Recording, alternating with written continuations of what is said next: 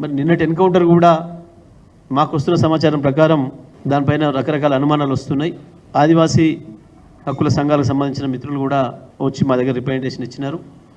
ఎక్కువగా మా ఆదివాసీలను అణచేస్తున్నారు, ఈ పేరు మీద చంపేస్తున్నారు, దీనిపైన కూడా మాకు అనుమానాలు ఉన్నాయని చెప్పి వారు ఏదో మేము కోర్టులో వేసినామన్న మాట కూడా చెప్పిండ్రు.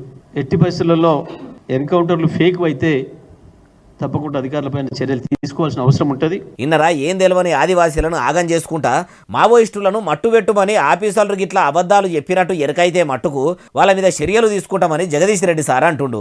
ప్రజల కోసము అడవిబాట పట్టిన అన్నల గురించి అనుమానాలు పటాపంచలు చేసుకునడం మంచిదే. అది సరేగాని జగదీష్ రెడ్డి సారు మీ కారు పార్టీ ఏలుబడిలో కూడా మస్తుగానే ఎన్కౌంటర్లు జరిగాయి కదా, అప్పుడు కూడా అనుమానాలు ఎందుకు రాలేదు అంటే అప్పుడు మీ బీఆర్ఎస్ అధికారంలో ఉన్నది కాబట్టి మీ ఏలుబడిలో మీ కారు పార్టీ వాళ్ళు ఎంతమంది అన్నలను పొట్టన పెట్టుకున్నా ఏమనిపించలేదు. కానీ కాంగ్రెస్ సర్కారు ఏలుబడిలో ఎన్కౌంటర్లు జరగంగానే అనుమానాలు మొలకెత్తుతున్నాయా?